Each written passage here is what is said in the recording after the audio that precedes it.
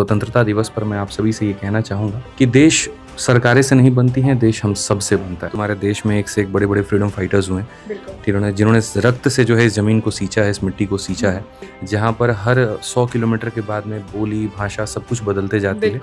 ठीक है, वहाँ पर देखना कि सभी लोग एक हैं, वही मुझे भारत की सबसे अच्छी चीज़ लगती है। इस देश की रीढ़ की हड्डी है शिक्षा, और अगर एजुकेशन के ऊपर में काम नहीं हुआ, ठीक है, तो आने वाले समय में जो तस्वीर होगी वो कुछ और होगी। जेनजी का भी जो है वो ऐसा नहीं है कि वो एंटी नेशनल है, वो ऐसे भी नहीं है कि बड़े बदतमीज हैं। वो सरकाज़म भी करते हैं तो मीम्स के माध्यम से करते हैं, और मुझे लगता है कि वो एक सबसे स्ट्रॉन्ग वे है सामने वाले को ये बताने का कि आप गलत हैं।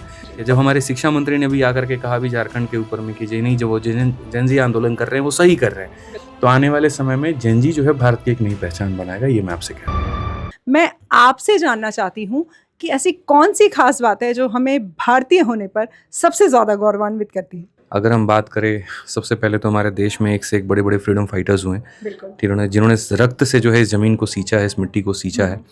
ठीक है, एक से एक बड़े बड़े कलाकार हुए जिन्होंने पूरी देश दुनिया में हर जगह पर भारत का नाम रोशन किया है। एक से एक बड़े बिजनेसमैन हुए, और एक से एक बड़े ग्रेट पर्सनालिटी हुए जिन्होंने पूरे दुनिया में भारत की परचम लहराई। हमारे जो खिलाड़ी हैं, जो हमारे देश के लिए खेलते हैं, जो अलग अलग जगहों पर जा करके अपने परफॉर्मेंस से मेरे भाई पूरे भारत का नाम रोशन करते हैं, वो सभी लोग, वो सभी बच्चे हैं जो सरकारी नौकरी लेकर के भविष्य में आगे बढ़ के, चाहे वो अलग अलग मंत्रालय में जा करके देश सेवा करते हैं, या वो सभी व्यक्ति जो भारत के किसी न किसी रूप में जुड़ा हुआ है, चाहे आप कह लीजिए उसके किसी भी ग्रोथ में। तो मुझे बड़ा अच्छा लगता है यहाँ पर ये देख करके कि जो हमारी, वो कहते हैं ना, अनेकता में एकता भारत की विशेषता, जहाँ पर हर 100 किलोमीटर के बाद में बोली, भाषा सब कुछ बदलते जाती है।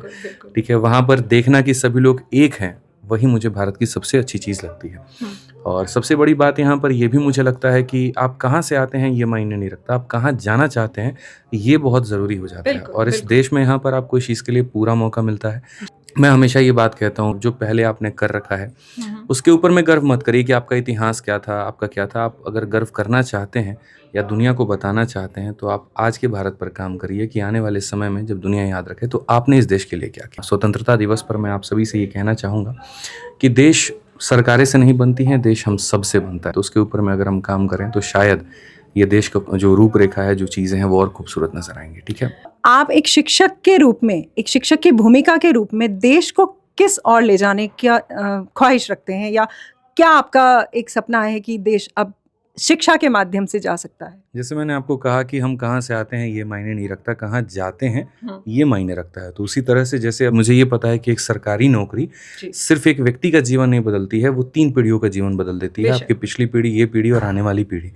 और एक ऐसी वही चीज़ है जिसके लिए आपका अमीर होना बहुत ज़रूरी नहीं है, जिसके लिए आपके पास में पैसा होना बहुत ज़रूरी नहीं है। चाहे किस्मत ने कितना भी आपके साथ में बेईमानी क्यों ना किया हो, चाहे आप किसी भी घर में जन्म क्यों नहीं लिए हो, फ़र्क यहाँ पर नहीं पड़ता है। जो चाहिए इसके लिए वो आपकी लगन और सही दिशा। लगन बच्चे कर लेंगे, और जो दिशा है यहाँ पर वो हम सभी शिक्षक मिलकर के विद्याग्राम के माध्यम से दे देंगे। अगर ये 2 चीज़ें मिल जाती हैं तो मुझे लगता है कि जो मेरा उद्देश्य है वो पूरा हो पाएगा, और जो हर बच्चे को कहीं ना कहीं कामयाब बनाने का, सरकारी नौकरी दिलाने का जो उद्देश्य है मेरा, वो पूर्ण रूप से पूरा होगा, और ये कहीं ना कहीं भारत के आगे बढ़ने में बहुत कंट्रीब्यूशन देगा। चलिए, ये तो आपके लक्ष्य, और हम अगर आगे आने वाले भारत के रूप में देखते हैं तो आपके बहुत सुंदर विचार हैं, और ये बहुत खूबसूरत बात है कि शिक्षा एक माध्यम हो सकती है जिससे हम अपने देश की गति और सदगति बना सकते हैं। सबसे बड़ी ज़रूरी चीज़ ही है शिक्षा।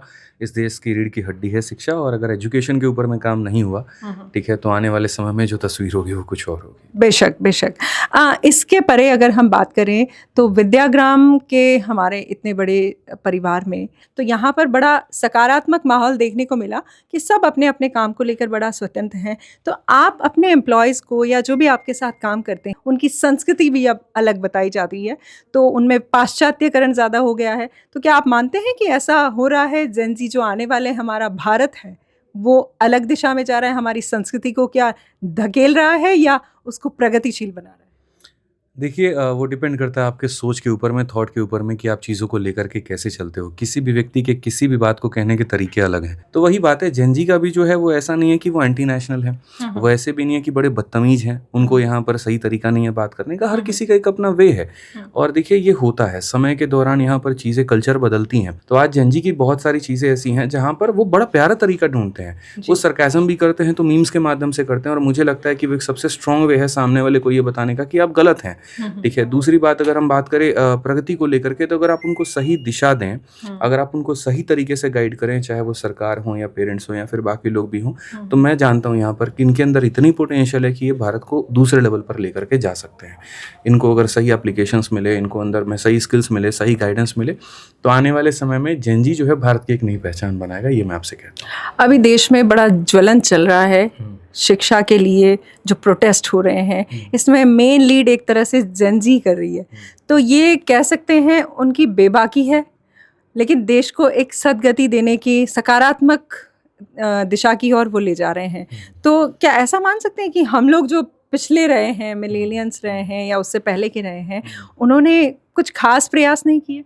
असल में जेनजी कैसे हो गए, इनको बहुत ज़्यादा एक्सपोजर मिला नहीं ना बहुत सारी चीज़ों को लेकर के, तो अब धीरे धीरे वक्त आता है, ठीक है, जहाँ पर एक होता है ना कि अब अति हो गया उन चीज़ों को लेकर के, तो वो अपनी बातों को व्यक्त करने के तरीके ढूंढते हैं। जब हमारे शिक्षा मंत्री ने भी आकर के कहा भी झारखंड के ऊपर में कि जी नहीं, जो वो जेनजी आंदोलन कर रहे हैं वो सही कर रहे हैं, तो जब सत्ता पक्ष के लोग उस बात को सही मान रहे हैं, तो मैं और आप गलत होने वाले कौन होते हैं?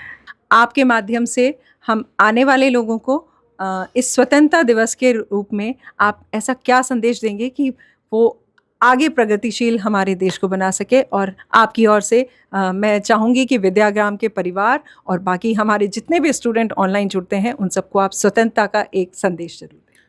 देखिए, पहली बात तो आप मैं यही कहूँगा कि हम सारे के सारे, हो सकता है कि अलग अलग जगह पर, मतलब अलग अलग राज्य से आते हों, अलग हमारी बोली हो, अलग हमारे काम करने के तरीके हों, लेकिन जब बात तिरंगे की आती है तो हम सब उन्हीं 3 रंगों में एक पाए हुए मिलते हैं, ठीक है। तो इस स्वतंत्रता दिवस पर जो मैं चाहूँगा वो ये चाहूँगा कि आप अपने बातों को खुले तरीके से रखें और आप देश के लिए कुछ करें। तो जो भावना है वो मन से आए, वो दिल से आए।